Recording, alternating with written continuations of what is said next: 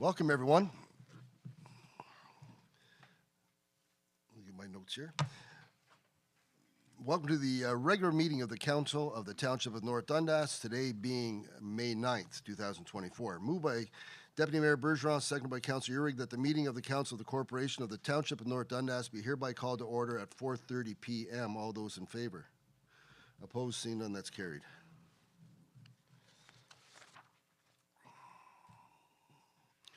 Moved by Councilor Uhrig, seconded by Deputy Mayor Bergeron, that the agenda be adopted as presented. All those in favor? Opposed? Seeing none, that's carried. Any disclosures of pecuniary interest or general nature thereof? Seeing none. Moved by Deputy Mayor Bergeron, seconded by Councilor Uhrig, that council proceed.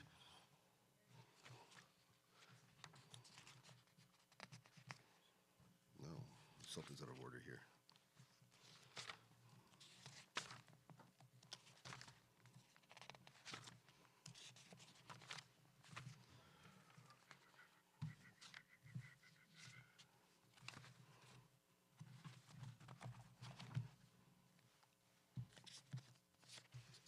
I'm missing something.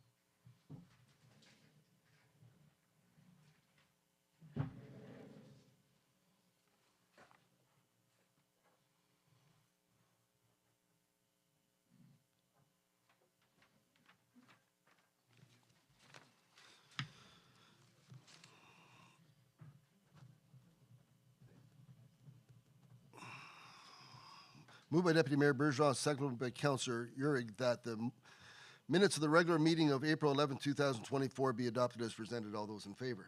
Opposed? Seeing none, that's carried. We have one delegation with us here tonight, and it's in referring to the Cheshire Community Dog Park. The proposal from that, I'm not sure who is here to present. Two people, please.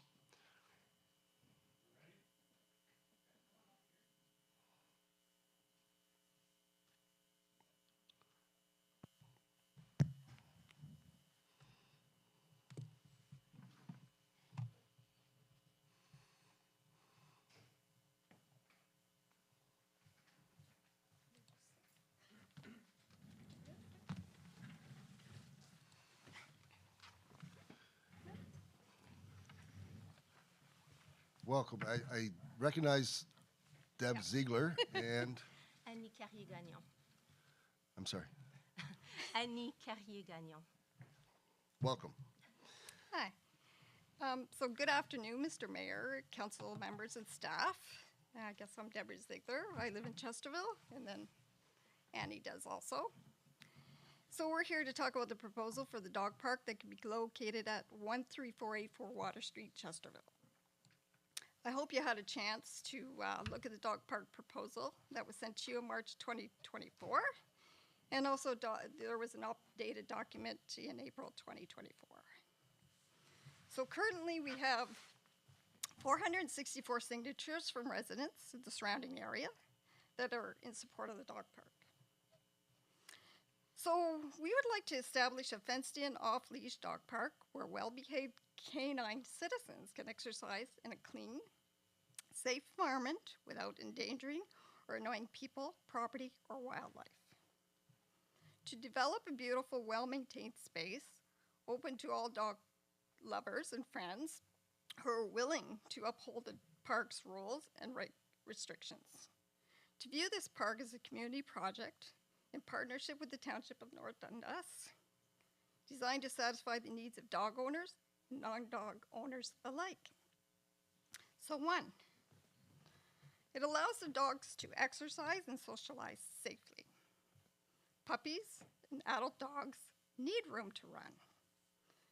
An enclosed play area permitted them to do so while preventing them from endangering themselves and others, for example, by running into a path of an oncoming vehicle. In addition, dogs who are accustomed to playing with other dogs and people are more likely to be well socialized and react well towards strangers. 2, promote responsible dog ownership. Dog parks prevent off-leash animals from infringing on the rights of other community residents, and park users such as joggers, small children, and those who may be fearful of dogs. 3, provide an outlet for dog owners to socialize. Dog parks are a great place for owners to meet other people with common interests. The love people share for their dogs reaches beyond economic and social barriers, and it helps foster a sense of community. Park users also benefit from the opportunity to ask questions of other owners and find solutions to problems they might be having with their pet. 4, make for a better community by promoting public health and safety. Well-exercised dogs are better neighbors who are less likely to create a nuisance, bark excessively, and destroy property. 5, creates revenue for surrounding businesses. Owners are likely to visit businesses in the area to shop. I know many dog owners who visit either the Emblem or Kemptville parks currently do this, myself including. We have formed, So we have formed a group of 10 committee members that will be responsible for meeting and working with township officials, maintaining the park, fundraising, and diffusing any problems that may arise. As committee members of the North Dundas Community Park Dog, we will ensure that our dog park remains clean. When committee members visit the park, they'll be responsible to help each other out, clean up the garbage that may be on the grounds and dog poop that was not picked up by other owners. We will ensure that dog bowls are placed at the park, that they are cleaned, which means that committee members may need to bring them home for cleaning. We'll ensure that there are no toys in the park and that the rules are being followed. A gentle reminder to the handler if a rule is not respected. For example, remind the owner to bring his or her toy back in the car if he or she is carrying it into the dog park. Also, if the township needs our opinion excuse me, on something about the dog park, we could do a group vote to ensure the whole committee supports the same idea. We would represent the users of the dog park. Back in February 2022, Maya Seguin did approach a few businesses to see if there was any interest in helping sponsor this project. The following showed interest, but we would have to approach them once again. Stephen Clark and team, owner of the Pet Value in Winchester and Kemptville, Jessica Hoffer, Sunny Countryside Grooming, Paola Hager, Shake-a-Paw Training, Erin Tinker, Erin's Dog Grooming. We do have other ideas for fundraising, but we'll only approach the businesses and clubs once we have the approval for the dog park from the township. So we'd like to thank you for your time and attention and hope that you agree that the dog park in the township could be an asset not only for our dogs, but for all who lives in the Chesterville and surrounding areas. Thank you, ladies, for that presentation. And as you mentioned, Maya Seguin, yes, well deserved your efforts. As you mentioned, Maya Seguin's name, and She's back there. she's back there. I don't recognize her. With back her there. baby. Yes. And congratulations on the newborn. And it is something that wasn't on the radar until Maya brought it to our attention in 2022, and it's something that we had not so much challenges, but challenges in how we're going to manage a dog park, be it a private dog park or a North Dundas Community Dog Park. And we've moved ahead, and I'll let council speak to this, but we've moved ahead to the point where we're entertaining the idea as presented by you to have a public dog park in Chesterville. I look to my fellow councillors. Councillor Lennox is pulling at the leash, waiting to speak. So go right ahead. I like your humor, Mr. Mayor. So thank you for all your emails. Really well worded. You went about this the right way. We love this. We want to be good partners in the community, good neighbors. I look at your request here, get a commitment from the township. The mayor spoke to that. I can't speak for council, but I think the sentiment is yes.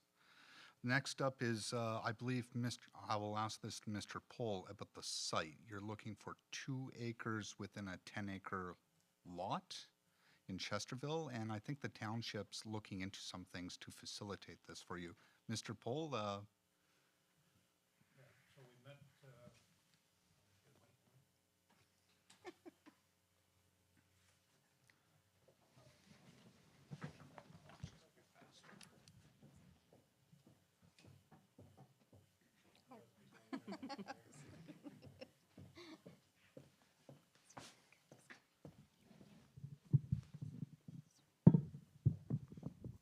yeah, so we met with the proponents of this project, I believe last week.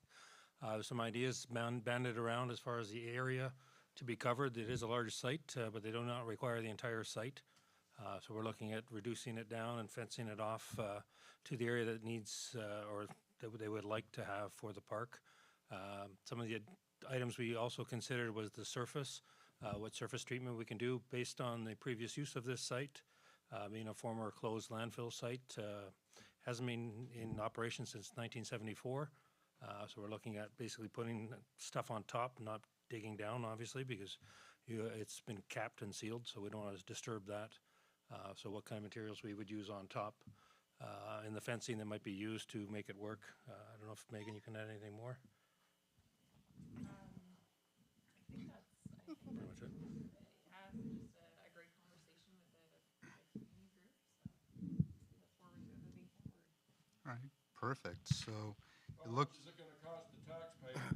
Excuse me, that's the only time, and this is the last time, any outbursts, you will be asked to leave. We don't support that. We do not support that at all. Those questions will be answered, but we do not accept barking from the audience or people speaking out of turn. This is not that type of meeting. This is a regular meeting of council. You are aware of that, and if you do it one more time, you will have to leave the building. Understood? Understood? Yes, Mr. Thank you. so thank you, Mr. Pohl and Megan, for your explanations.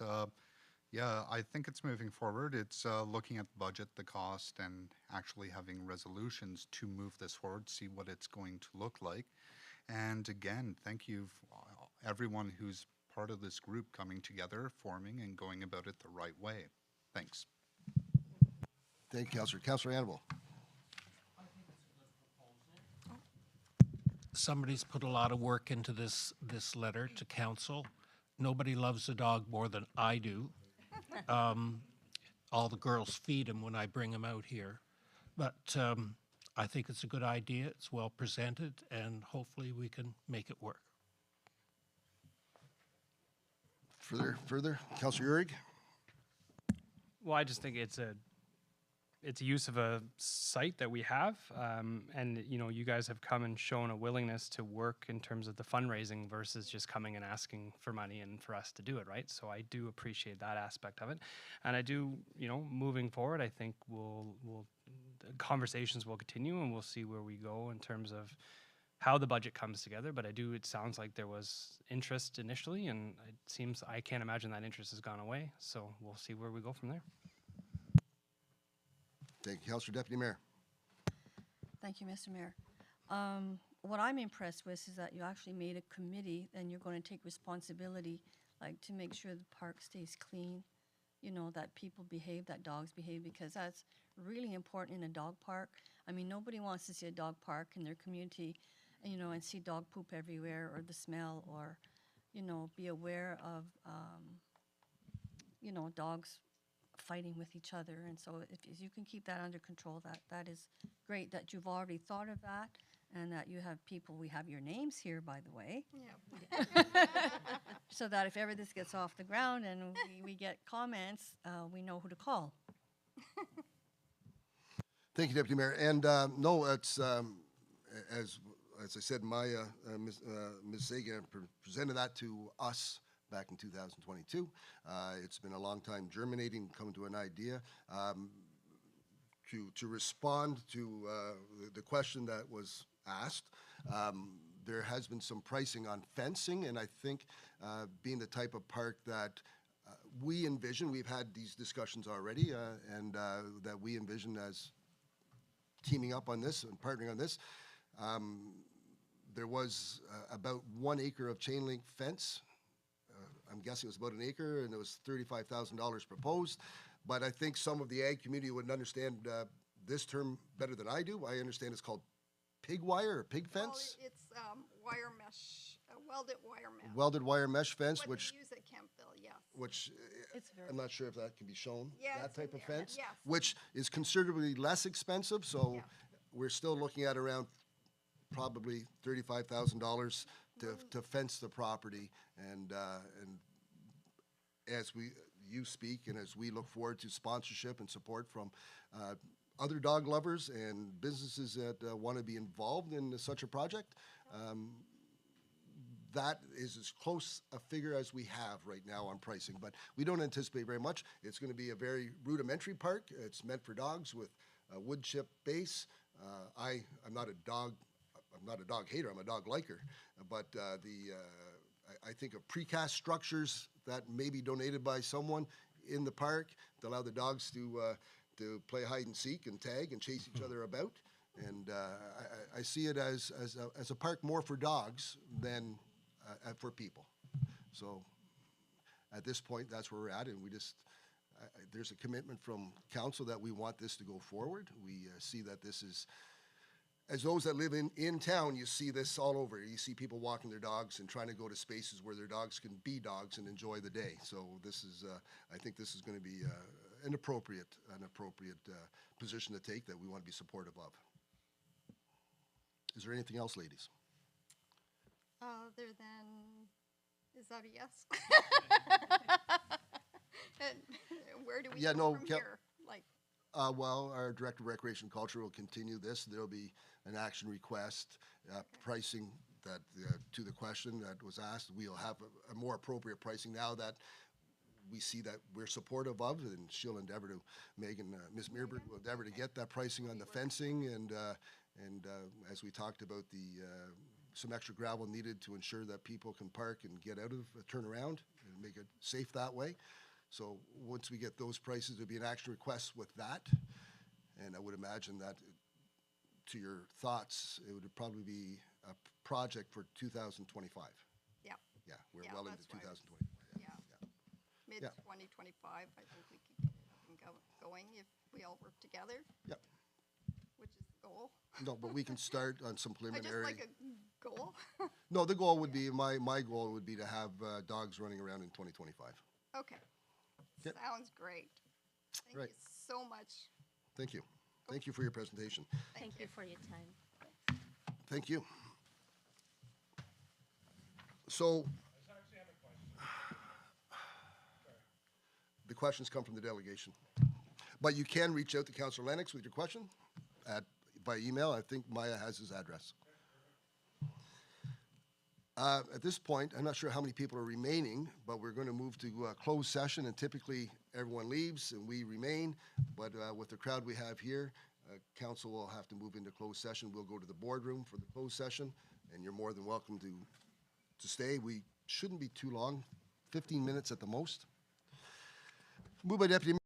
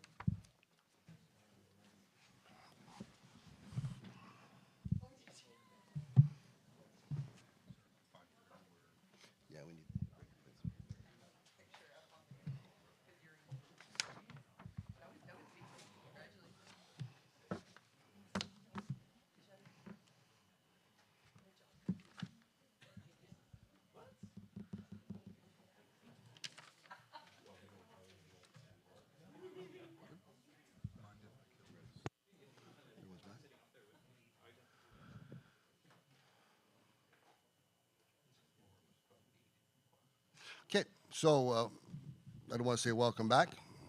I'm glad you're still here. We'll return to open, and it's moved by Councillor Urick, second by Deputy Mayor Bergeron. The council return to open session at 4:59 p.m. All those in favor? Opposed? Seeing none, that's carried.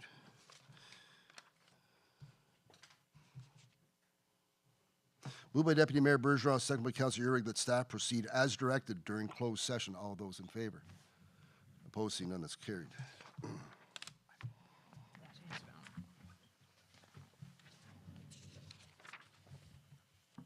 We're going to move into action requests. And our CEO, Mr. DeHaan, and it's a funding approval for the Chesterville mural. Mr. DeHaan. Thank you. So this is just a follow-up from our delegation from the last meeting that we had, per our procedural bylaw, and just making sure we follow up after we have a delegation. So this is a recommendation from the council to approve the funding request that was requested to support the Chesterville mural project, and that money would be coming from the general reserve. So there's not much more I can add to what we heard at our last meeting, and I'll leave it with council to make a determination whether that's where they want to go. Right. Thank you. Questions, comments for Mr. DeHaan? Deputy Mayor. Okay. Personally, I would like to see the maximum to $2,000. This is taxpayers' money, plus I think that they need to make more effort to obtain donations from companies or people, because when he was here, he did state that they would put logos of anyone who wants to help. Sorry? Oh, sorry, Mr. Duncan. If they could get more donations from people, it'd make it a bit more of an effort to do that. Thank you, Deputy Mayor. Further questions, comments on this project? Councillor Urick. Yeah, to the deputy mayor's suggestion, I would be comfortable with that as well. I think if we do to the maximum of 2,000 and then, let the committee seek some more funding, there's other avenues, I think, for them to pursue perhaps. And I think there's other, businesses in the core of Chesterville that may want to get on board and support this in some form, be it, at a large extent or a small extent. But I think there's probably other avenues for them. I do think it is a good project. It's just a worthy project, and I don't want it to come off that it's not. However, I do, instead of just coming here asking us to foot the bill for a mural on a private property, let's work the other avenues that they might have available to them. Thank you. Further? Councillor Lennox? I support both the Deputy Mayor and Councillor Urick on this. I think 2,000 sends a good positive message, but also inspires them to reach deeper into the communities and find other partners to work with. So I'm in favor of 2,000. Thank you. Councillor Annable? It's a way of keeping up the history in the township. There's a lot of things on a mural that the average Joe doesn't know why or whatever, and it's a good project to keep the heritage in front of people and keep it up. Thank you. Madam Clerk, I sense the feeling of council, and I'm suggesting that I need to defer this so that we don't quash this altogether, and then we can revisit the dollar amount. Is that the appropriate step?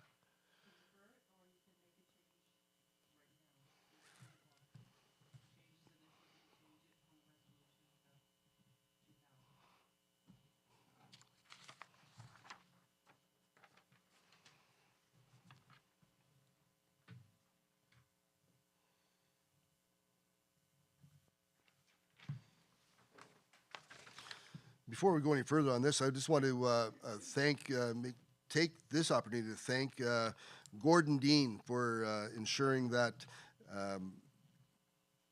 the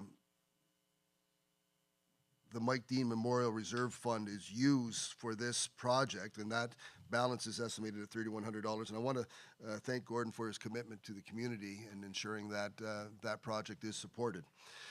So I'll reread this. Moved by Councillor Urick, seconded by Deputy Mayor Bergeron, that the Council of the Township of North Dundas supports funding the Chesterfield mural up to $2,000 using funds from General Reserve, and that Council additionally approved depleting the Mike Dean Memorial Reserve Fund, current balance estimated at $3,100, and that Council directs staff to provide banking support to the ad hoc committee leading the Chesterfield mural project. All those in favor?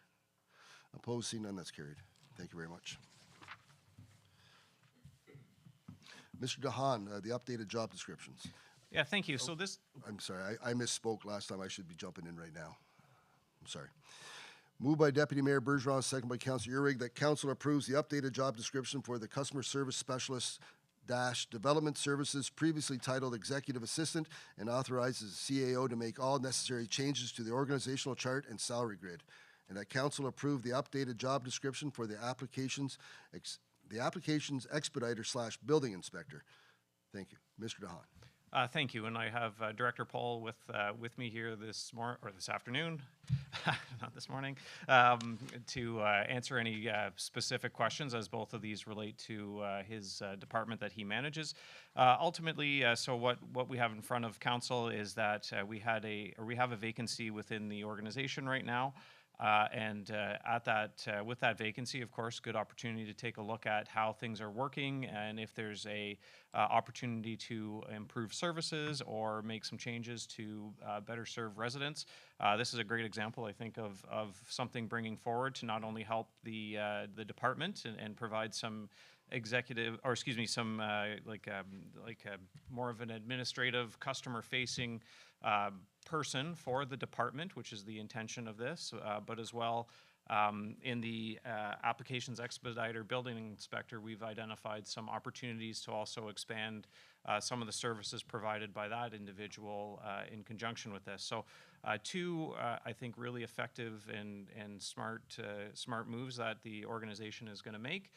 Not necessarily dramatic moves, but rather moves that are going to improve, again, customer service delivery for that department and in that, the community as a whole. As we had gone through this process, it really does, we looked at the other customer service specialists we have in the organization and tried to mirror some of those responsibilities, duties, and requirements for those positions, and accordingly what it does end up resulting in is that we are in a lower salary class. We've dropped one lower salary class for this revised position, so a little bit of savings on the salary side of this too. So I think a win-win story for the organization and for the department, for Calvin. So be happy to answer any questions. Thank you. Questions, comments? Councillor Lennox. Not so much a question or comment on the positions and intent of this, but more so on the administrative side internally. I know you have a lot of great things in the works, Ben. How about consistency in our job posters? For example, in the one above, it says you must have a valid G2 license or a G-class license. And the one below, it says conduct field inspections, but no mention of a license. Are we going to move towards a standard or consistency? Yeah, a great point. I've noticed that as well, and I think one of the first tasks that when we get our HR coordinator position filled, which that position closes tomorrow, one of the tasks will be to take a look at all the job descriptions and provide some consistency within those job descriptions. And it's just a matter of the best practice at the time, so you incorporate it into that job description, and then if you update it, you're maybe taking the older version, the older format of it. So there's a real opportunity to provide consistency in the look and feel and the requirement, like not changing any intention of any job descriptions, but rather just changing and making sure the formatting is consistent across the organization. All right, thank you. Further questions, comments? Seeing none, all those in favor? Opposed? Seeing none, that's carried. Good, thanks. Clerk Johnson. Moved by Councillor Urick, second by Deputy Mayor Bergeron, that Council approve policy number 104-2024 as amended this 9th day of May 2024. Ms. Johnson. Thank you, Mr. Mayor and Council. This policy has come before you last year and it's had a couple of revisions. We've given it a new number this year because there was some duplication in numbers, and having the 2024 makes it easier for people to know they've got the right one. The tweaks that have been made here are twofold. One is as a result of the delegation bylaw that got passed at the last meeting. So I have updated the section about needing municipal significance, because prior to that, all requests to be declared municipally significant for the AGCO SOP had to go through council. So now it's indicated in there that the clerk can do that for regular ongoing meetings like Art on the Waterfront and Dairy Fest, those ones that come back every year. I still have the option to bring that to council should there be an issue or should the clerk's department feel uncomfortable approving it. So that was the first change that was made in that section. The only other change that has been made is with regard to the insurance section where we have blanket insurance. So when we got the insurance, I had to give information to the company about what the events were, what they wanted, how many people were there, that sort of thing. And that's what the quote was based on for insurance. So what the policy now clarifies is that if you wanted to do an event that's not part of the blanket insurance, you either have to come to council and then we have to get a quote and council has to approve an additional premium, or you can't do it, or you find insurance yourself. You'd have to get the $5 million for an organizer, $5 million for vendors, the same thing that we had before blanket insurance came in. And also the requirement that by October, you need to work with us in the clerk's department and tell us what you've got planned for the next year so that we can put that into the insurance company and get the quote. So, for example, we had one committee that wanted to have a parade. We didn't have insurance for that, and that wasn't one of the special events we said. So it was like, well, these are the types of things that are coming up. So I just wanted to clarify that this is the process for the blanket insurance, and those are the only two changes that have been made to this policy. Thank you. Questions, comments? Councillor Lennox? Just a comment, or more, let's go with the question. With the Morwood RA, we recently did the Easter egg hunt and etc. That was organized late February. So if we were to do a late event again and organize it, we would be declined or No. how does that No, work? you would have to come. If you wanted to do it, you would have the option of arranging for the insurance yourselves if it was on municipal property and you needed to have the insurance, just like we had last year before the blanket insurance policy went in. Or much like the garden party market, GPM, where I came to council and there was a report and we said, this is how much it's going to cost for extra insurance, and council voted for that to happen, and we went back for an amendment. However, our insurance company wasn't overly impressed with all the different changes, so this year they've said, give it to us all at the beginning of the year or you're going to have to get separate policies, which could be a little more expensive. You can still do it, but it would be a little more expensive and would require council approval. All right, so what I'm hearing is we're going to have to go back to all of our committees and really start planning out before October, Yes. the next fiscal, yeah. Yes, Okay. and keep records for any activities that you're having, vendors, sales, that sort of thing, because that's the information that they're asking me for. Okay. All right, thank you. Further questions, comments? Seeing none, all those in favor? Opposed? Seeing none, that's carried. Thank you. Director Poll. Moved by Deputy Mayor Bergeron, second by Councilor Urick, that bylaw number 2024-36, being a bylaw to update and replace tariff of fees bylaw number 2023-34, be read and passed in open council, signed and sealed this 9th day of May 2024. Mr. Poll. Thank you, Mayor Fraser. So we're looking at some amendments to the tariff of fees bylaw, some minor tweaks for cost of inflation to 3 items. Good news story is as last council meeting passed the delegation authority bylaw to allow some of the usual typical services that we offer, lifting of holdings, things like that. Now we'll have that in-house. The associated planning fees can also be reduced accordingly. No longer have to prepare the reports for council and get all the packages together and have council meet to review those. So those fees are actually dropping from $200 to $250 savings for a lot of those types of planning applications that were included in the delegated authority bylaw. Also, Industry Canada antenna applications, we do get those from time to time. We're doing them in-house now. We're looking at moving them in-house. The firm that we were using, we got a lot of complaints with regard to the service that we were being provided. They charge a certain fee for that, so we'll no longer, if you apply for an antenna, you will no longer go to them. You'll come directly to the municipality. So we're increasing our fee to cover our costs associated with that and deal directly with the proponents of the antennas rather than going through this third-party They were good at first, but their service level just dropped off, and all the people who are trying to get an antenna for better communications in the municipality were faced with horrendous delays. So we're looking to move that in-house now. Many other municipalities have gone the same direction based on the same issues. And the final item was site plan control agreement bylaws, where we do inspections to include a little fee to cover off sometimes repeat inspections to make sure all the works are complete to return the security. So those are the only adjustments to the bylaw with regard to tariff of fees for 2024. Thank you. Questions, comments? Seeing none, all those in favor? Opposed? That's carried.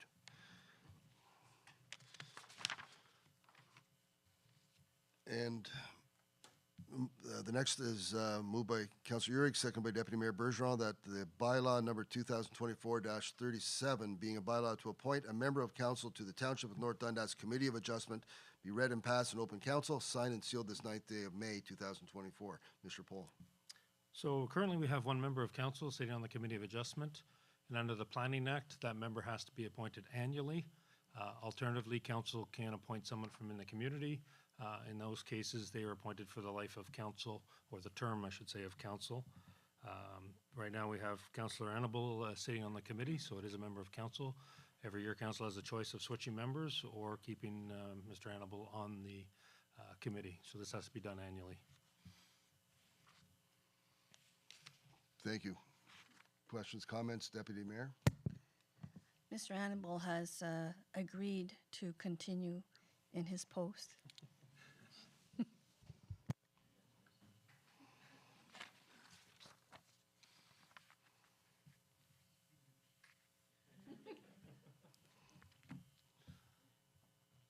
Bear with me, please.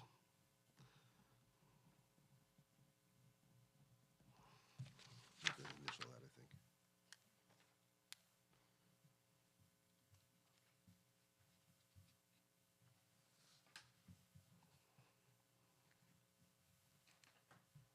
Thank you.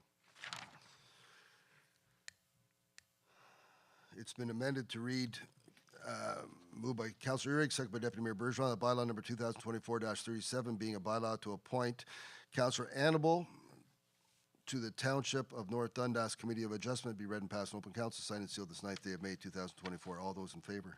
Opposed? Seeing none, that's carried. Thank you, Councilor Annable. Thank you, Mr. Pohl. Director Garreau. Moved by Deputy Mayor Bergeron, second by Councilor Urick, that bylaw number 2024-35, being a bylaw to adopt the 2024 tax rates and to establish the due dates thereof, be read and passed in open council, signed and sealed this 9th day of May 2024. Mr. Garreau. Good evening, Mr. Mayor, members of council. Yeah, you have before you right now, financial services requires a resolution of council to adopt the attached bylaw, setting out the tax rates for the 2024 fiscal year. So under Section 290 of the Municipal Act, it provides that a local municipality shall, in every year, prepare and adopt a budget that includes the estimates of all sums required during the year to basically to run the township. Section 312.2 of that same act provides that for the purposes of raising the general levy required, that a local municipality shall pass a bylaw levying a separate tax rate on the assessment in each property class. And the various classes, of course, would be residential, commercial, farmland, that sort of thing. So under options and discussion, we recommend that it be approved. Adoption is an annual exercise, as noted above, it's a requirement under the Municipal Act. It's also a common and legislative practice among both upper and lower tier municipalities. If we don't approve it, we'd be in violation of the Municipal Act, and we would not be in a legal position to levy for the 2024 property taxes. Thank you, Mr. Garreau. Questions, comments? Seeing none, all those in favor? Opposed? Seeing none, that's carried. Thank you. Thank you, Mr. Garreau. Ms. Meerberg. Moved by Councilor Urick, second by Deputy Mayor Bergeron, that council authorize the mayor and director of recreation and culture to execute the lease agreement with Mr. Graham Ball from Triple B Ball's Burger Barn for the Joel Steele Community Center canteen space from September 3, 2024 until April 1st, 2025. Ms. Meerberg. Good evening, council. So Mr. Ball, who has been leasing the Joel Steele Community Center canteen for 5 years now, would like to renew his lease for a 1-year term. He's an excellent, reliable service provider for us, and I look forward to having him for the upcoming season. As do lots of us that attend the arenas. Questions, comments? All those in favor? Opposed, seeing none, that's carried. Moved by Deputy Mayor Bergeron, seconded by Councilor Urick, that council approve budget amendment number 2024-02 to accept $10,000 in grant funding to purchase 5 AED units for use in various municipal facilities. Ms. Meerberg. So Lisa Devereaux is our administrative assistant in the Recreation and Culture Department. Kudos to her because she applied for funding through CP Rail's Community Investment Fund. Her application for $10,000 for the purchase of AED units was approved. And with that money, we are purchasing, or she has purchased units for one for the landfill office, one for each of our pool houses, one for the maintenance garage, and one for our recreation shop in Chesterville. So it's requested that council approve the budget amendments so that we can properly record the grant money received. Thank you. Questions, comments? Councilor Lennox. First, pass on my praise to Lisa for doing a great job getting Thank you. these AEDs. As a previous firefighter in the community, I do know AEDs work. They're a great piece of equipment for a medical emergency. And again, thank you, Canadian Pacific Kansas City Incorporated, for doing the grants and for Lisa applying and getting these in her township. Excellent job. Thank you. I'll let her know. Further comments, Councilor Urick? I mean, much the same, but it's kudos to staff for finding other avenues for funding. I mean, it's kudos to anybody that does it, and especially Lisa in this case, given that we were recipient of 10,000. That's 10,000 less that goes back to the taxpayers, and that's a good thing. So, yes, certainly, I think on behalf of all the council, send on our thanks. Thank you. Thank you, Councilor Urick. You know, I, as well as everyone else, is very pleased at the efforts and of Ms. Devereaux to secure that funding. Question I do have, I anticipate that the 2 that are in the pool houses will probably go to the arenas to support that over the winter months? That's a great point. We haven't decided where those will go, but they'll certainly leave the pool house for the winter, and we'll find suitable locations that will help us to increase our service in some of our existing facilities. Good to hear. All those in favor? Opposed, seeing none, that's carried.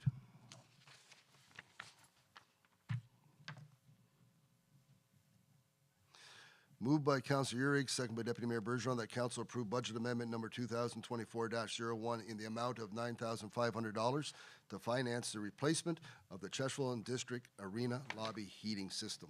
Ms. Meerberg.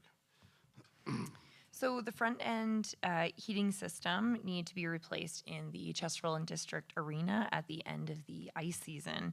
The failure was unplanned, and there was no prediction of the failure by our regular maintenance contractor. So we do take a very proactive approach to maintenance of our facilities. It is recommended that the replacement be financed using the funds that were budgeted in 2024 for the rebuilding of one of the compressor units, which was located in the the Sam Alt Arena. Thank you. Questions, comments? Councilor Lennox. When it says sediment is clogging the system, what kind of sediment? Is it in the water or is it from the burn? It's a fairly old system, so there was some rust and like scale buildup that was in there. So by putting in the closed loop system, we shouldn't experience that again. All right, and is it, you're hoping to get it done prior to start of next ice season? Is that the intention, or? Yes, it has been completed already, so it has been. No, great question for sure. It did fail just before the end of the season. I should have said that. I apologize. Just before the end of the season, so it left us without heat in the lobby and the dressing room, so it needed to be done quickly. Luckily, our service provider was able to respond fairly quickly. So this is a budget amendment coming to council after, but with funding to support the project. Okay. Yes. Thank you. Thank you. So my experience at the Chesterfield District Arena over the years, for those that have been into the rink, and I know there are a few here that have been in the rink, by times there was no heat at all because of the sediment buildup, and we worked and worked trying to figure that out, and there's been efforts made, but apparently the sediment, I get the sediment, the calcium and the lime build up and coming off the pipes, and just the one radiator by the men's washroom was stone cold while everything else was hot, and that was a few years ago. We were fortunate this year, this past ice season, it was warm out. No one really noticed.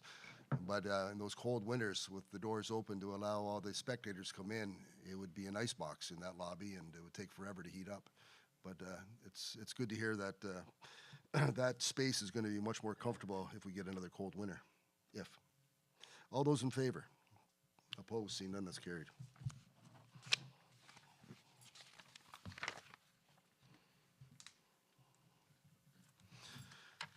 Moved by Councillor Lennox, second by Councillor Annable, that bylaw number 2024-31, being a bylaw permitting the township to enter into a park maintenance agreement with the South Nation Conservation Authority, be read and passed in open council, signed and sealed this 9th day of May 2024. Ms. Meerberg.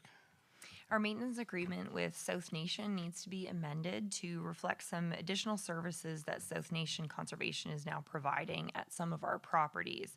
The additional service include privies with weekly maintenance at the Cass Bridge and Oshman sites, the installation and removal of the Chesterville fountain, and taking over the coordination and of the service provider for the portable washroom unit that is at the Chesterville boat launch. So previously it was the Chesterville Kayak Club that was wonderful to coordinate that service, and council was gracious enough to provide an annual donation.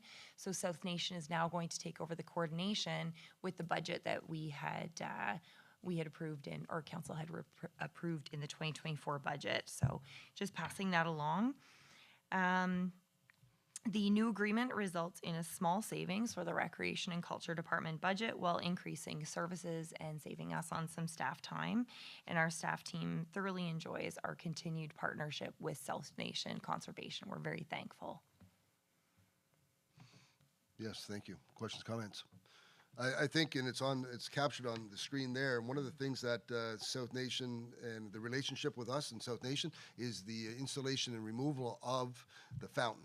Yes. And that was always something that was tough to coordinate between staff and the docks and everything else, but now it's handled by people that, while they're removing the docks, I anticipate they'll remove the fountain, and it'll be stored in a proper, as it was, but it'll be a smoother coordination of the effort, and that's a good thing, and I appreciate that effort.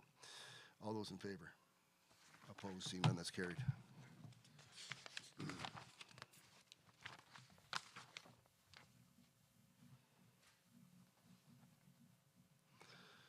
Moved by Councillor Lennox, seconded by Councillor Annable, that council approve the award of tender number RC 2024-01 for the supply and installation of an outdoor rink for the Hallville Community Park to Wellmar Recreational Products, Inc. for the stipulated price of $124,700 plus HST, and that bylaw number 2024-40 being a bylaw to enter into an agreement with Wellmar Recreational Products, Inc.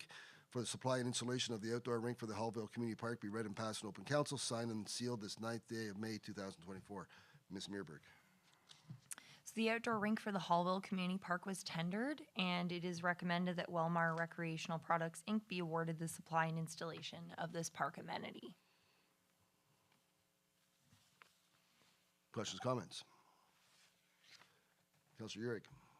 I think it's more of a comment. Finally, nice to see another piece of this very large puzzle in the Hallville Park come together. So, kudos.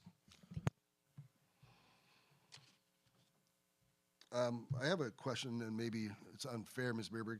When I think of the outdoor rink in South Mountain at the Rick Covier Park, Rick Covier Memorial Park, I know there's basketball nets there. Will that be in a similar?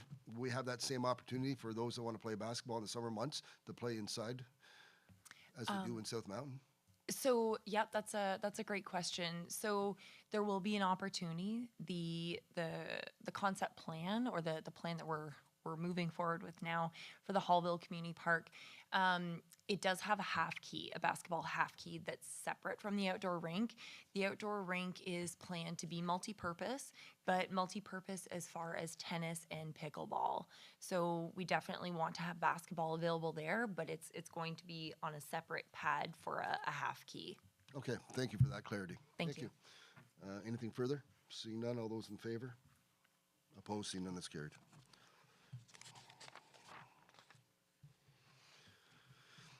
Moved by Councillor Annabelle, seconded by Councillor Lennox, that council approve bylaw number 2021-45, being a bylaw to establish fees for certain licenses, permits, certificates, and various services as amended this 9th day of May 2024. Ms. Meerberg. Our rates for our sports fields have remained unchanged since 2016, and with operating costs rising, it's recommended that council consider increasing the rental rate so that direct users can help absorb more of the operating costs, much like council recently did with our ice rental rates and also with our hall rental rates.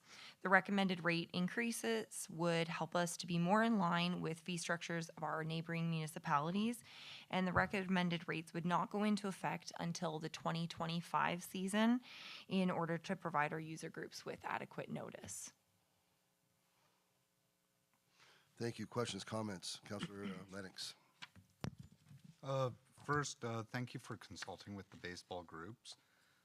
Next up, could you just elaborate on the history, if you could, on previous council's decisions not to do a fee on the sports fields, being the soccer pitch and ball diamonds? Sure, absolutely. So in the past, previous councils have felt, as does this one though, that we would like to support minor sports by not having a fee. So we haven't charged minor sports in the past. We do charge ice rentals though, and fees for our other facilities. So I guess changing times, staff wanted to broach council and see what the thoughts were. But yes, in the past, council has felt that they did not want to charge for minor sports using our fields. Thank you. I do agree with previous council. I'm not going to speak to the adult aspect. I'll leave that up to Mr. Uhrig if he wishes. But for minor sports with soccer and baseball, coming from hockey straight into the soccer season, my kids get to interact with other kids who don't play hockey, whether it's because the expense, they're not into it, or etc. Soccer is the world's most popular sport because you just need grass and a ball. It's a very cheap and inexpensive sport to play. It stems from social economic backgrounds and etc. Hence why third world countries have such great soccer teams, because again, you just need a ball and somewhere to play.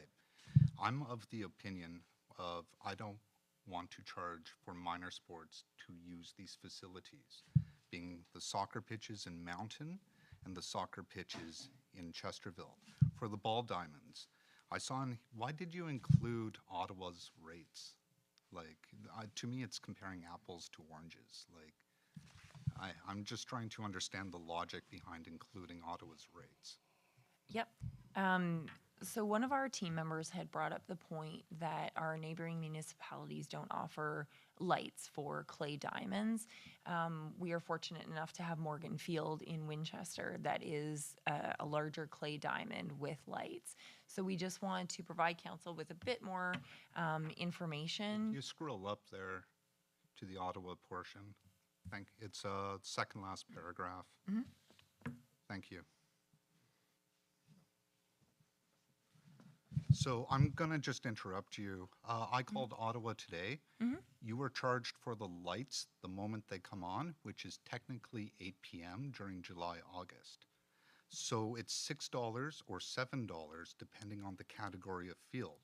Our fields would be $7 in comparison because we have bleachers. That's how we line up. Just a set of bleachers is the difference between those two categories. So I found that a little misleading. I didn't enjoy that, and I reached out to the supervisor, Mm-hmm.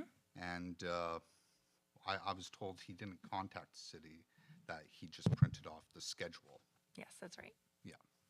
So, again, I'm not happy with charging minor sports. And do you have forecasted fees or revenues if should council decide to move ahead with an hourly rate? Sorry, forecasted fees.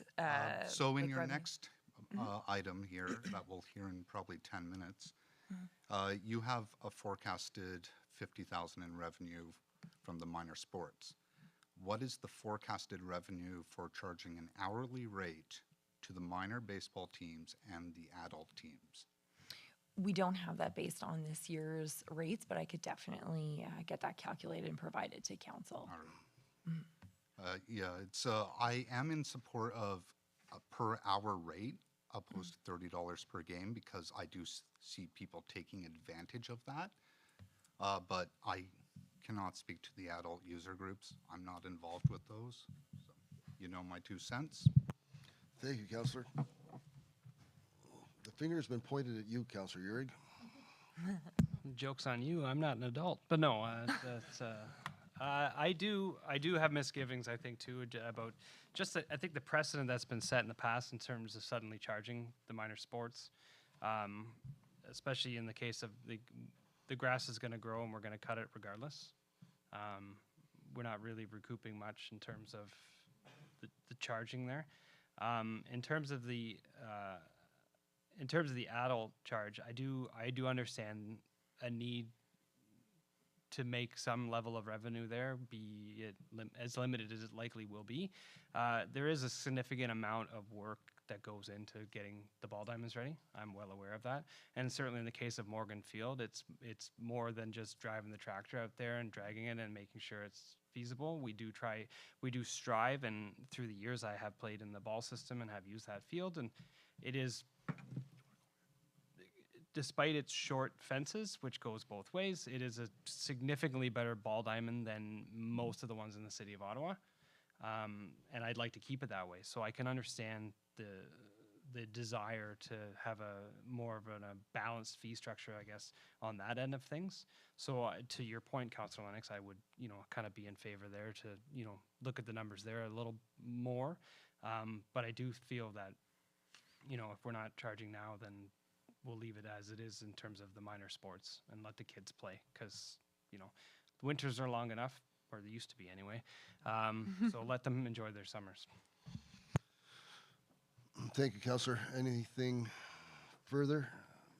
So I was on the previous councillor, as Councillor Lennox alluded to the previous councils and their thoughts on that. And one of the thoughts, and it's been expressed, minor sports, it's key that we make sure that those families that want their youngsters to participate in minor sports in the summertime to get them out of the house and to learn to be teammates and learn all the joy of success and the disappointment in losing, and to learn all those lessons. And it's been mentioned that we need to mow the lawns. I'm supportive of minor sports on the soccer pitch, on the ball diamonds continue. And the adults, I believe adults are playing because they had that opportunity to play as youngsters, and they want to continue that thrill of the game. But in most cases, adults that want to do that are able to afford that extra fee and the registration fee to look after somewhat supporting the ball diamonds and the soccer pitches. And you're right about Morgan Field, but I think of our parks, Ms. Meerberg. Our parks are wonderful for them. I like to think they're all wonderful looking places and spaces, and our buildings as well. That's something that I do believe that the residents of North Dundas appreciate, that we have that Morgan Field ballpark with the clay on it and how it looks and how everything else looks. And that's, I guess, to be simplistic, it's the cost of doing business to ensure that we have those nice spaces that people look at and say, I want to move to North Dundas. And or let's rent the field in North Dundas because it's of such quality. I'm in support of not charging minor ball, minor soccer a fee They do pay registration fees through their own associations to ensure there's coaches and, I shouldn't say coaches, referees, umpires and such, officials, but, and jerseys, but,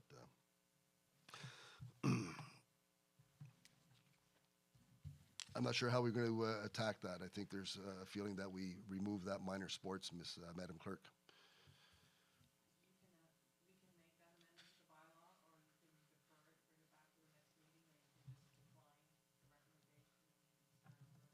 I think we just defer it. I think that's the only issue. All those in favor of deferral? Opposed? Seeing none, that's deferred. Thank you for that presentation. And we're going to move by Councillor Annabelle, second by Councillor Lennox, that Council approve the ICE allocation policy 63-2016 as amended this 9th day of May 2024. Ms. Meerberg. Our ICE allocation policy requires some updates in order to accurately reflect our current practices and to aid with upholding our desired service levels. One of these suggested policy updates is to change our prime time ICE to begin at 5 p.m. on weekdays instead of 6 p.m. as is the current practice. As noted on the ICE rental rate comparison chart attached to my report, the Township of North Dundas is the only municipality that offers prime time ICE beginning at 6 p.m. on weekdays. South Stormont, prime time ICE starts at 4:30 p.m. on weekdays, and all other municipalities within SD&G start their prime time on weekdays at 4 p.m. So we would like to recommend that change. This change is anticipated to result in an estimated $50,000 plus in increased revenue during the next ice season, so the 2024/2025 ice season. The other recommended policy updates are highlighted in the attachment to my report. Thank you. Councillor Uhrig.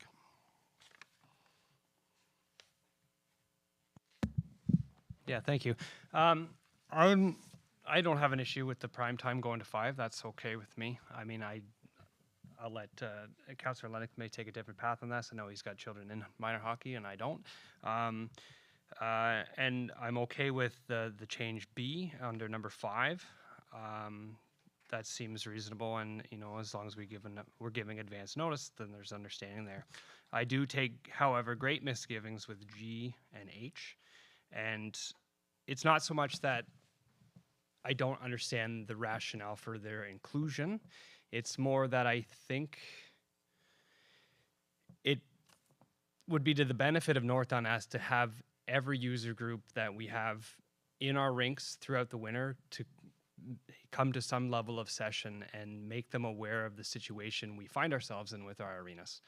And quite frankly, I think to try to work wording into an agreement which in essence puts the onus back on user groups, it seems unfair to me, and it also doesn't seem fair when this is a situation that we as a municipality have put ourselves in.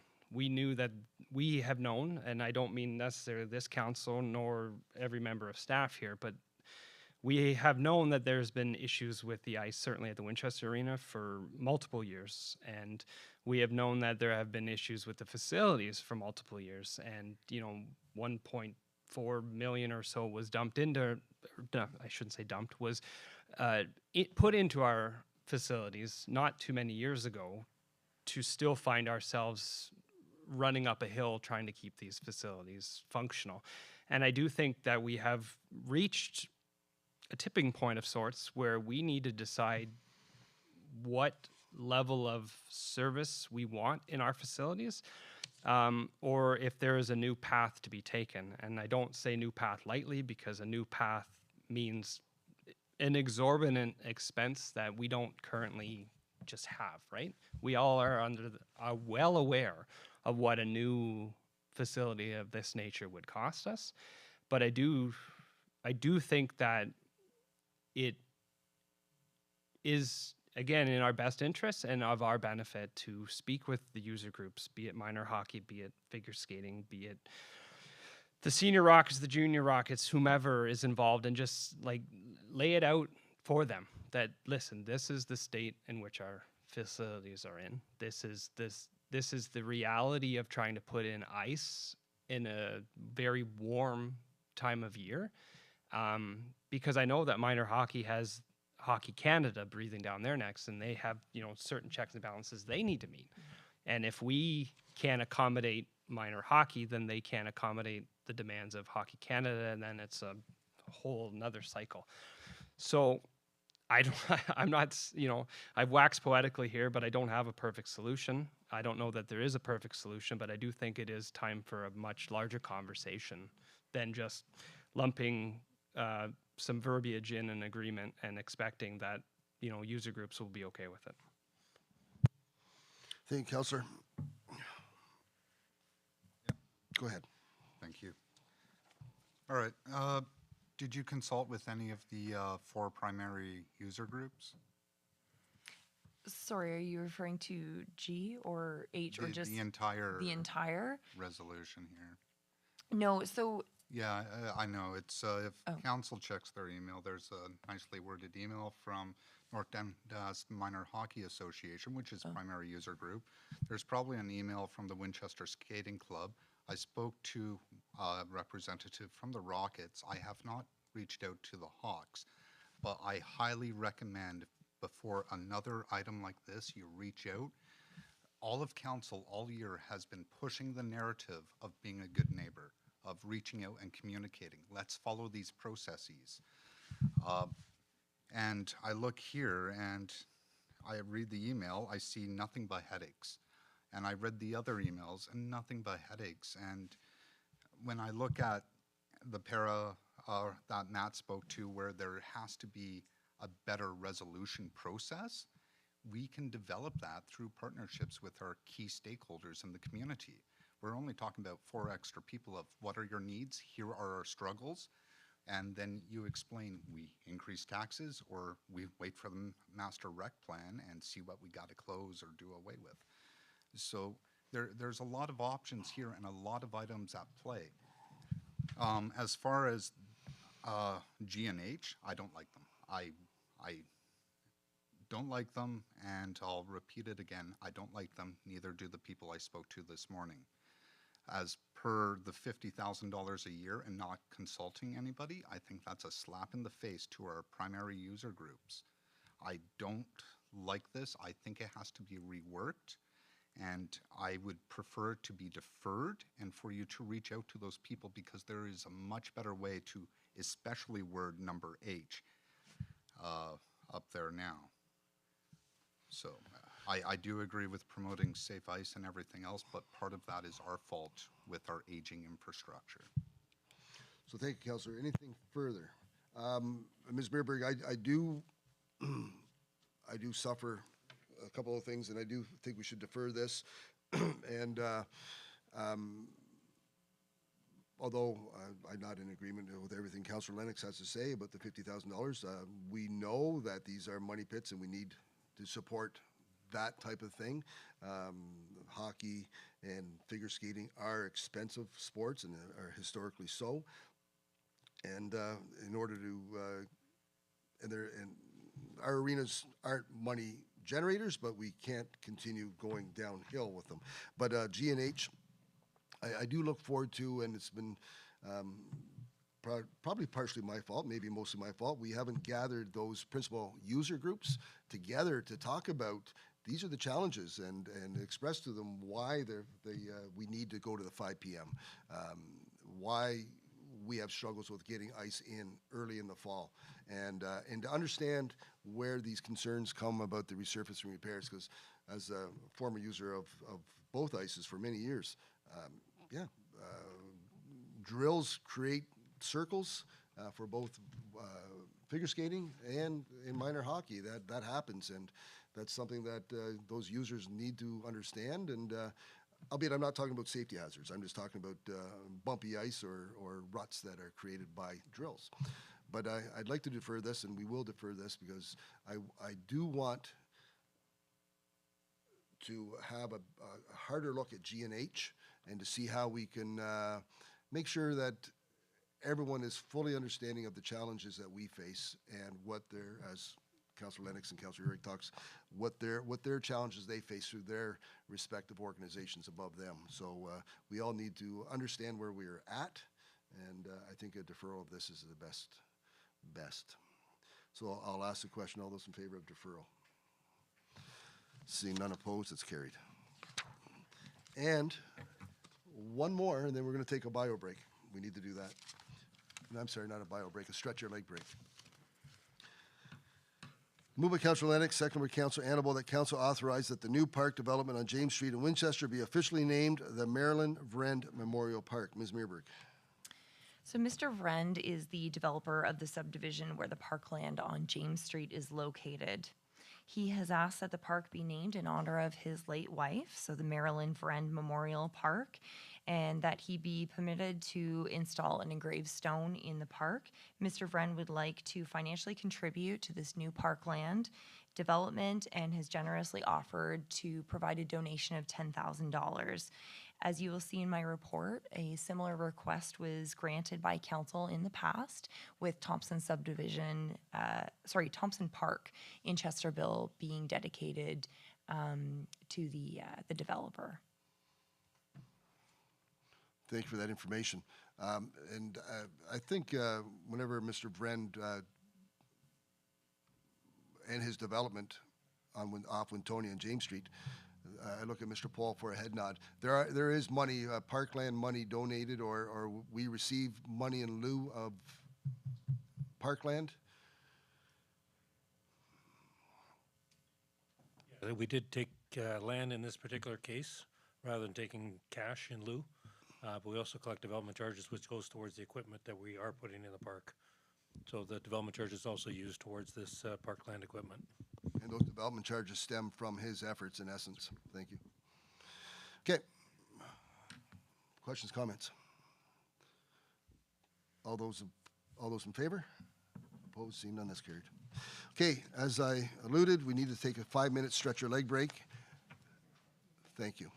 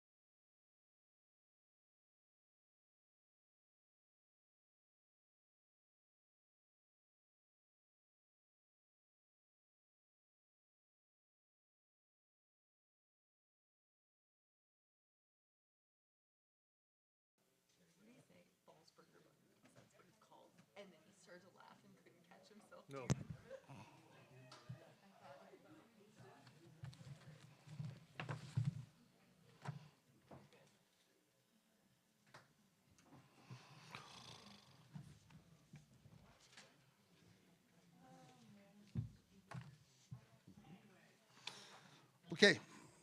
Thank you, everyone, for your patience. We're going to move to the next set of action requests. And at this point, Director Cheney. Am I on? Moved by Councillor Annable, second by Councillor Lennox, that council approve the award of RFP number TS 2024-01 for design and engineering services for John Street and Harper Street in Chesterfield to JL Richards and Associates Limited in the amount of $156,300.34 excluding HST, and that bylaw number 2024-38 being a bylaw to enter into an agreement with JL Richards and Associates Limited for design and engineering services for John Street and Harper Street in Chesterfield be read and passed in open council, signed and sealed this 9th day of May 2024. Mr. Cheney. Thank you, Mayor Fraser and members of council. So John Street and Harper Street in Chesterfield were approved in the 2023 budget to be resurfaced. Upon staff's inspection with the paving contractor, it was determined that there are some road base and underground infrastructure issues with both streets, and that just resurfacing would not be guaranteed by the paving contractor.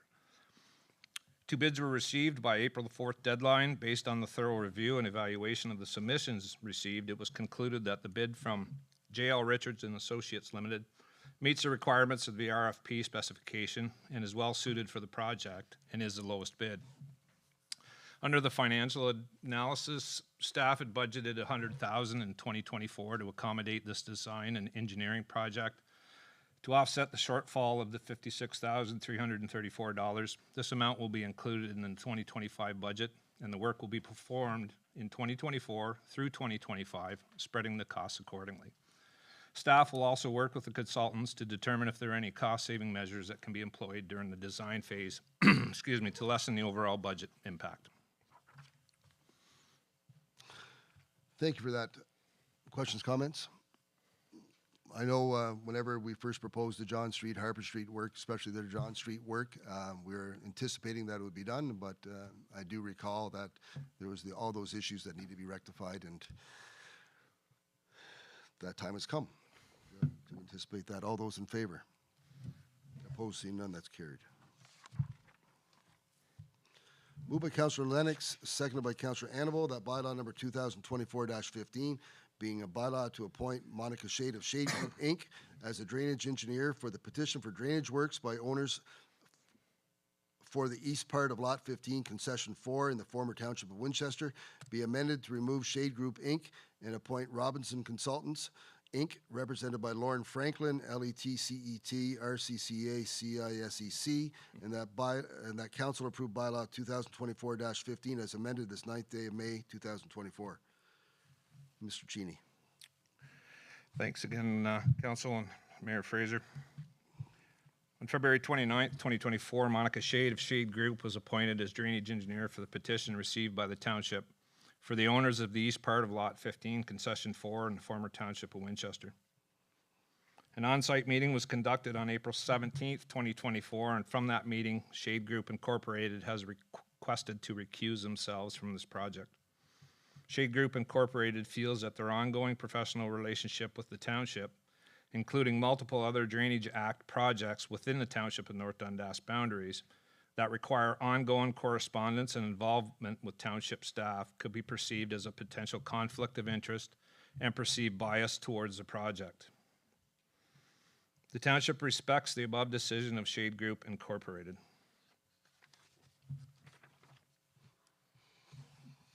Thank you. Questions, comments from members of council? Seeing none, all those in favor? Opposed, seeing none, that's carried.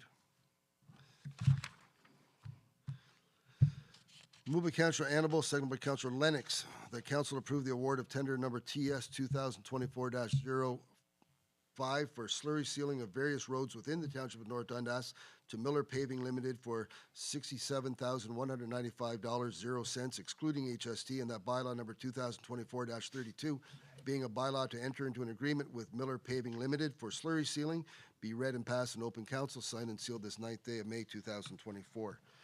Mr. Cheney. Slurry seals are used to fill existing pavement surface defects, correct unraveling, prevent water penetration to the subsurface, and improve traction. By applying the slurry seal, it will increase the longevity of the asphalt surface. The amount budgeted for Slurry sealing work, which is based on our cost per square meter, included the hourly rate for any required street sweeping, was $45,500.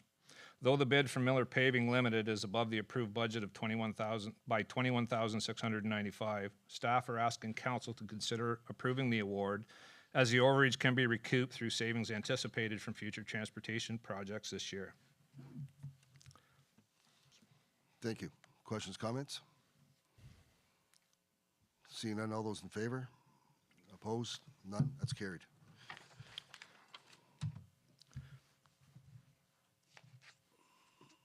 We're going to move into key information, and as you're sitting there, Mr. Cheney. Thank you, Mayor Fraser. So on March 19th, 2024, residents from the North and Center Streets in Winchester area contacted the township with regards to a commercial truck leaving the wrong exit of Lactalis. As a result of this, the truck hit a township-owned street sign as well as damaged some grass and landscaped areas. Pictures of the damage in the offended truck were forwarded to the township from the residents. The information was forwarded to Lactalis, and Lactalis reacted quickly and repaired the damage and cured. On March 25th, 2024, Lactalis reported that 2 more commercial vehicles exited the same route as the previous one. Due to this use, Lactalis has requested the township to designate the following streets as no truck routes: Center Street, Queen Street, Dufferin Street East, and North Street. Staff are looking for council's direction and how they would like to proceed. Thank you for that. Thoughts on the situation that is being suffered by those residents on those 3 streets? Councillor Urick. It boggles the mind that anybody driving a truck of that size would look at those streets and say, yeah, I can get out of here. Anyway, yeah, I'm in favor of this request from Lactalis, and it seems like a real no-brainer on that part with the efforts that have been made through recent years to limit what truck traffic does enter the village to that site. Absolutely, I think this is the exact way to go. Thank you, Councillor. Yeah, go ahead, Councillor Lennox. No worries, I won't tell them you were driving the truck. I'm going to echo Councillor Urick here. It seems like a no-brainer. It really does, with everything since 2018 involving truck traffic. And the new road they built from, oh geez, I forget the road's name. Liscombe, yeah. Yeah, I'm in favor.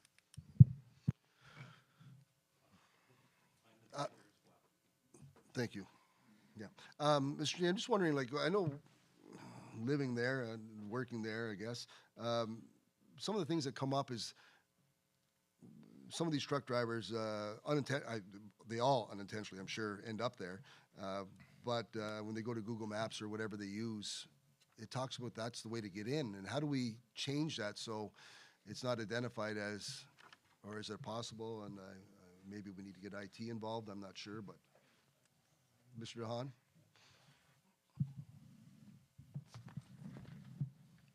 I guess in my other life outside of North Dundas here, it's something that we've been looking at as well. So there are, unfortunately with some of Google in particular, the ability to actually impact their algorithm is very, very low. Like they have a very, they rely on cellular data and the movement of traffic via cellular data and how they evaluate where roads are open, closed, et cetera, et cetera. Some of the other maybe not as popular mapping programs, they will actually take information from municipalities. So if we show it as a closed road, they would take that information and identify it on their maps. Like, so they weight that higher than what they see from cellular data and movement of people.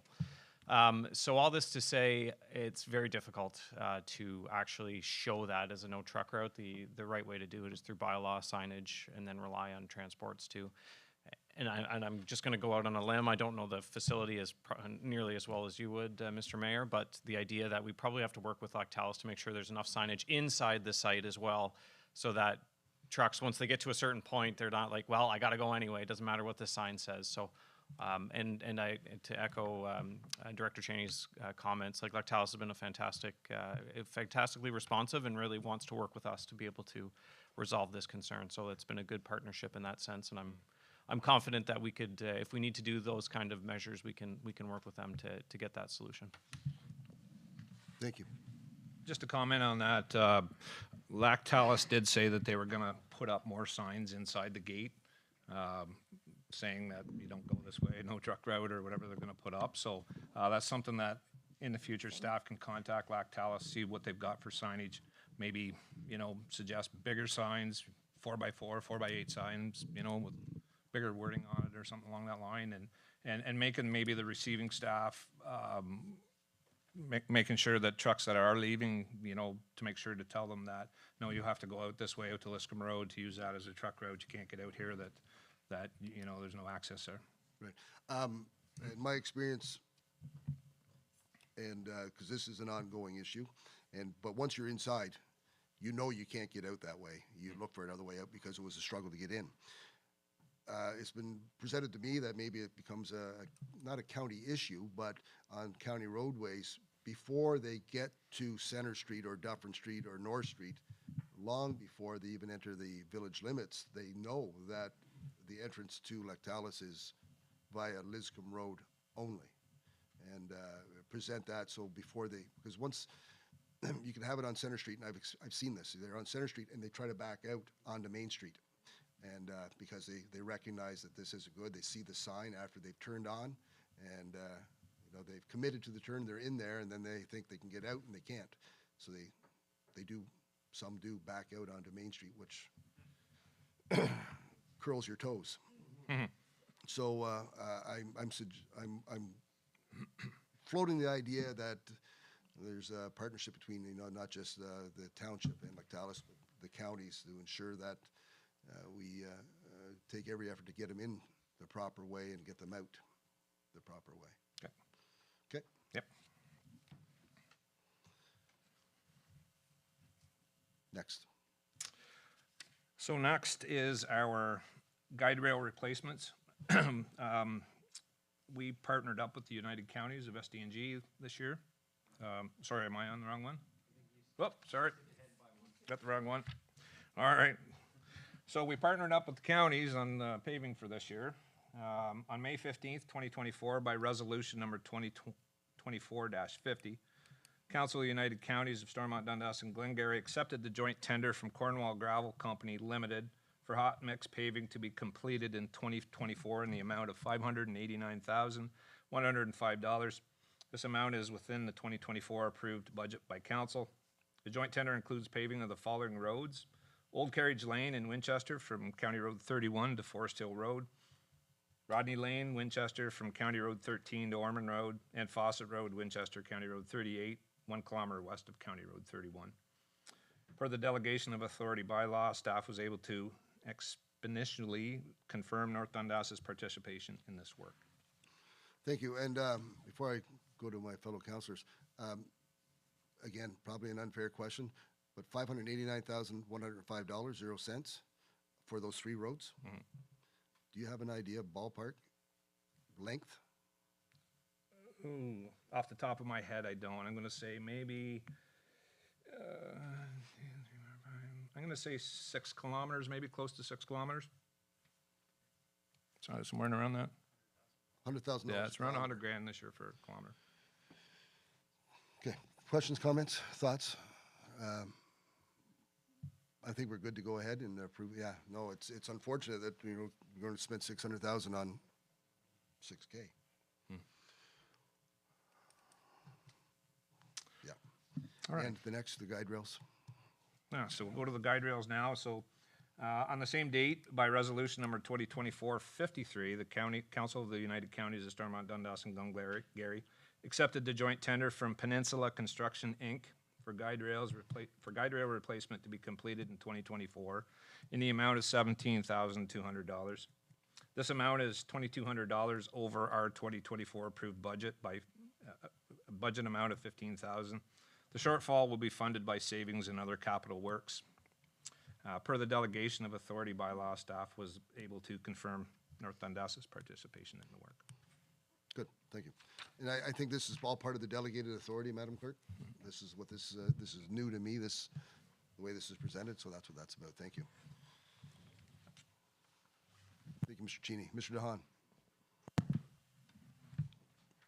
Can we speak about gravel roads? No, Gary, we can talk after? No, not right now, not right now, not right now. No, everyone can sit and stay for another 10 minutes and we can have a discussion after. That's when it's gonna be. After the meeting, council meeting, Gary, do you ever stop to let someone finish a sentence?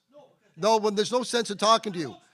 Well, then stand up, because you're not gonna speak anymore, or you'll have to leave the room standing up. But I do commit to you, I'm not going to throw you out. Gary, I do commit to you that we'll have a conversation outside.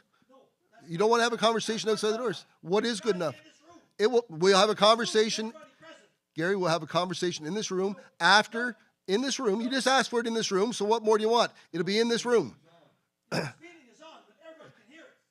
They can all say, everyone can say, Gary, everyone can stay in the room if they like. And we'll have this conversation after the meeting. We're not going to slow the meeting up because we need to talk. You feel we need to talk about a gravel road. We will talk after the meeting in this room. You can all say, you can all stay, Gary. Gary, we can all have this conversation after we finish the meeting. I will. Sit down, we'll do that. Thank you. Mr. DeHaan. Thank you. I'll be very brief on this report. Really, what the big thing I wanted to bring to council's attention is that, unfortunately, we were not successful in receiving funding for some of the, most of the summer student positions that we had advertised for. We had advertised for, and we're intending to hire approximately, over 30 students to provide support for many of the activities, particularly in the recreation department.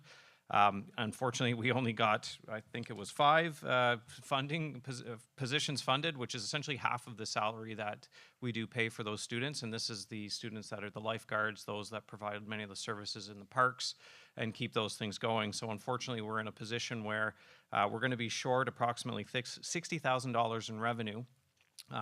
But obviously, the concept of, I think from staff's perspective, the concept of not having not hiring lifeguards and keeping pools closed just is not tenable. So we are looking at what the intention is we're not filling a couple of our positions, which we feel we can kind of maneuver around without needing to fill them. In particular, it's the engineering student position that we had, as well as we had a municipal services representative student. Recreation's graciously offered to provide support with one of their students to help with some of the office functions that we would normally do. So that's fantastic, and we really appreciate Megan's teamwork with that one.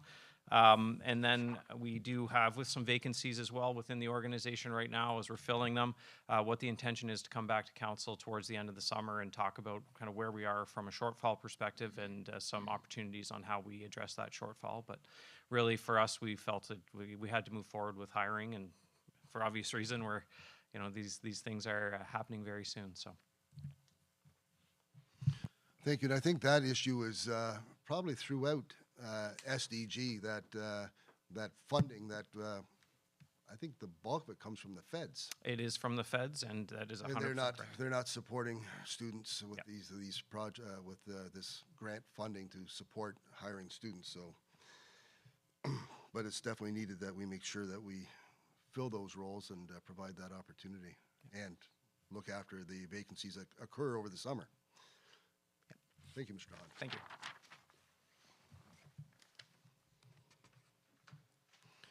Moved by Councillor Lennox, second by Councillor Annable, that council approve item number 10.1 through 2 and including item number 10.6N as recommended. All those in favor? Opposed? Seeing none, that's carried.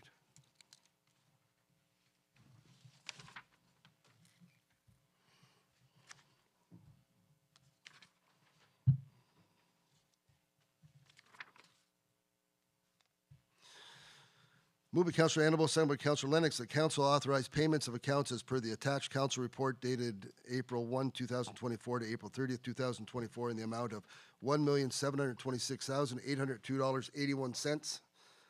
All those in favor? Opposed? Seeing none, that's carried.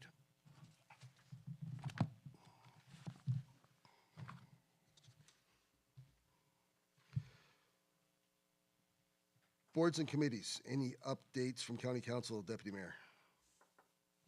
We haven't had a meeting since our last one. Thank you. The Garden Party Market takes place May 11th at the 100 Club Park in Winchester. Art in the Waterfront, Councilor Annabelle? They're like a well-oiled machine. They've all got their tasks. They're mostly through them, and they're just waiting for the day to come.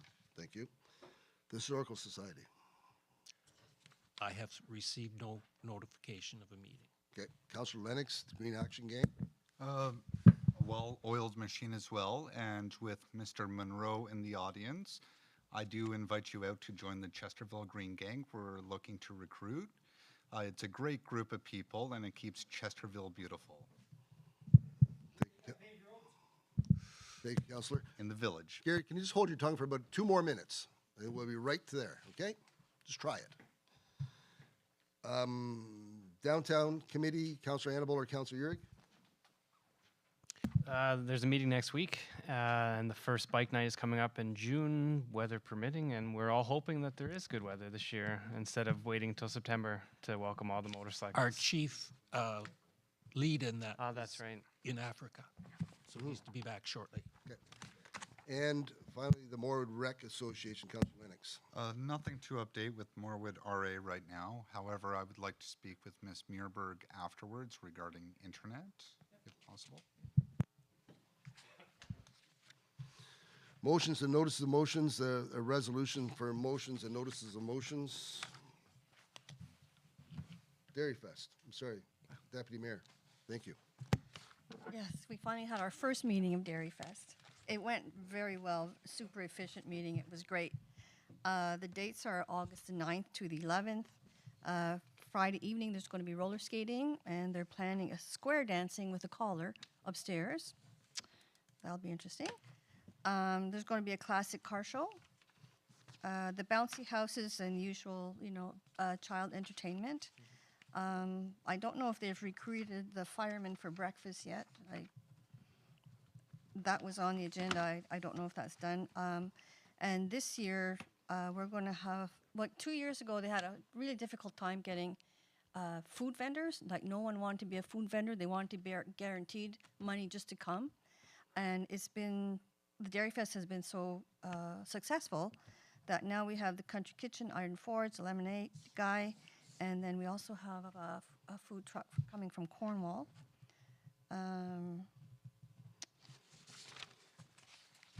And Saturday, there's all-day computer games for children on the Saturday. That's Aaron's thing.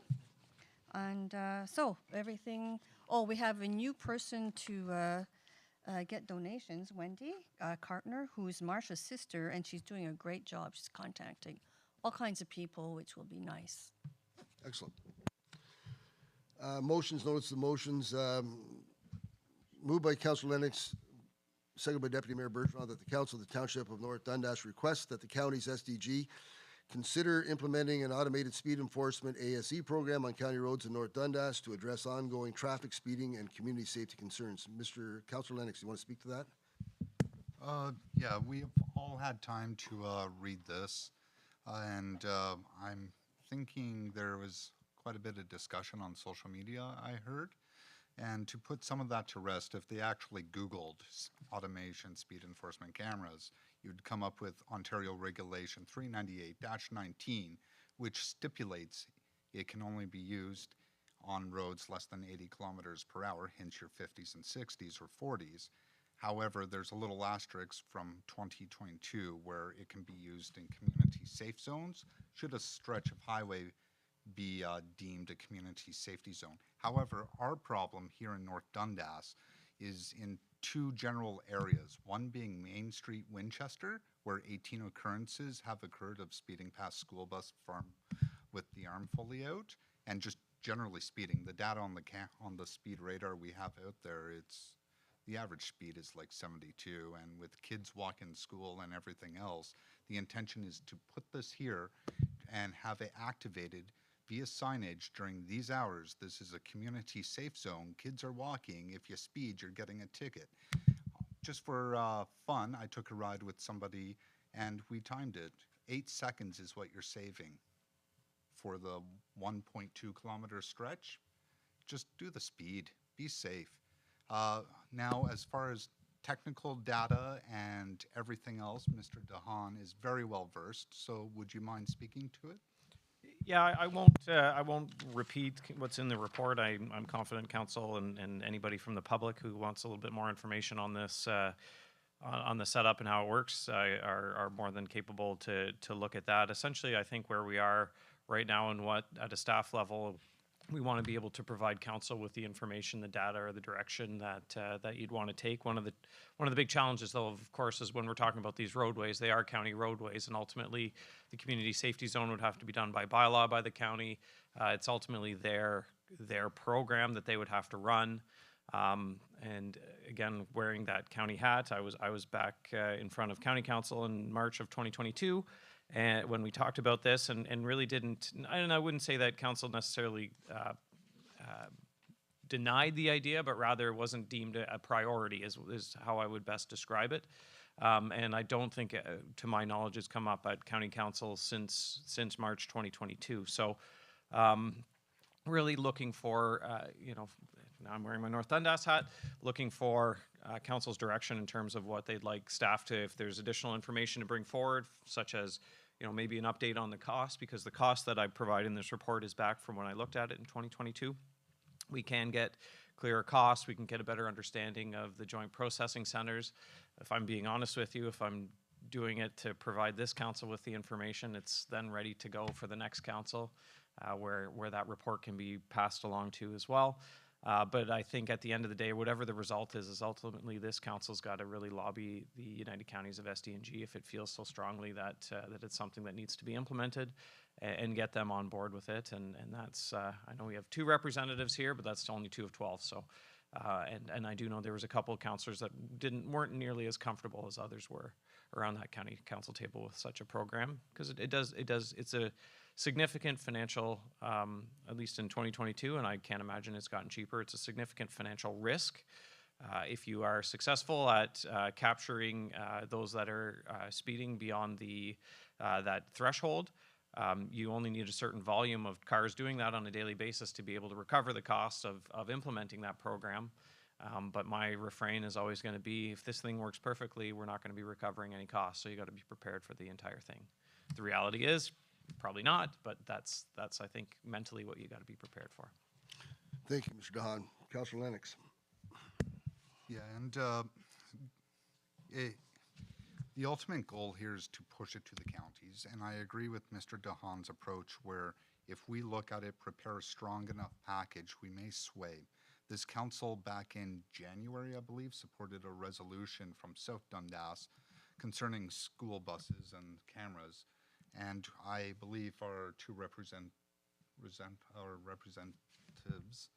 on county council would maybe be able to sway 2 more votes our way. And with a strong package, with someone with the inside track, we may be able to get more traction.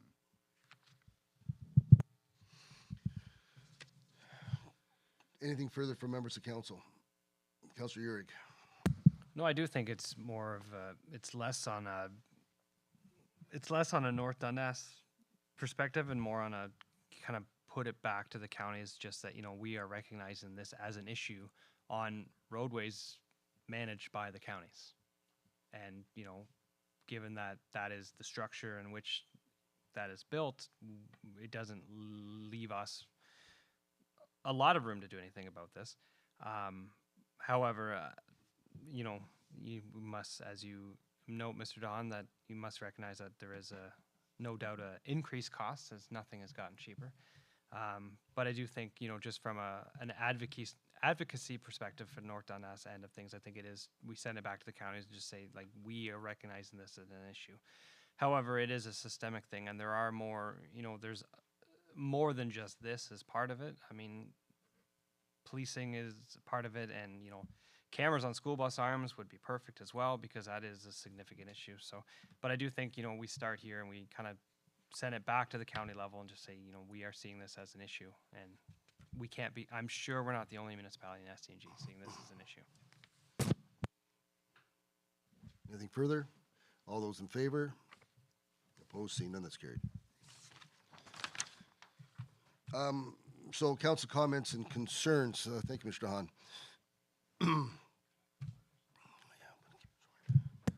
So the Business Expo was over the weekend. I just want to pass my thanks and council's thanks on to Mr. Stephen Mann for organizing and just getting it to run as smoothly as it did, and also to Nat League.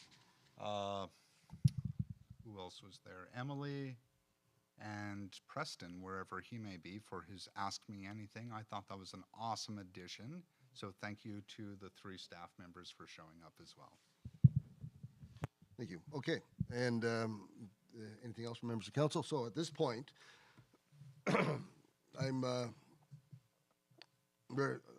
this is in reference, as Councilor Lennox talked about, Preston Stronach. I have news about Preston's achievements, and we are proud and excited to inform North Dundas that our new Chief Building Official, Preston Stronach, is a 2024 National Urban Design Awards recipient. Mr. Stronach's exceptional accomplishments as a student in architecture was recognized by receiving the highest award offered to students across Canada by the following organizations: the Royal Architectural Institute of Canada, the Canadian Institute of Planners, and the Canadian Society of Landscape Architects. So congratulations to Preston. It's a benefit to all of us in North Dundas that we have someone on as our CBO in the Planning Building Department that has achieved such recognition from his peers. And I'm sure that as we go down this path, we'll find out that Preston's efforts and training and experience will benefit contractors, developers, and people that want to just improve and renovate around their own homes. I think this is a fantastic thing for all of us in North Dundas, and congratulations once again to Preston. There's no miscellaneous unfinished. Moving to the ratification bylaw, moved by Councillor Annable, second by Councillor Lennox, that bylaw number 2024-39 to adopt, confirm, and ratify matters dealt with by resolution be read and passed in open council, signed and sealed this 9th day of May 2024. All those in favor? Opposed? Seen none. That's carried. Adjournment, moved by Councillor Lennox, second by Councillor. Moved by Councillor Lennox, seconded by Councillor Annable, that the council adjourn at 6:35 p.m. to the call of the chair. All those in favor? Opposed? Seeing none, that's carried. Gary, I asked you to be quiet until we finish the meeting. I'm not going to... The meeting's over. I asked you to be quiet. We'll discuss this afterwards. I guess you don't want to discuss it. You're ranting and raving now. You're ranting and raving now.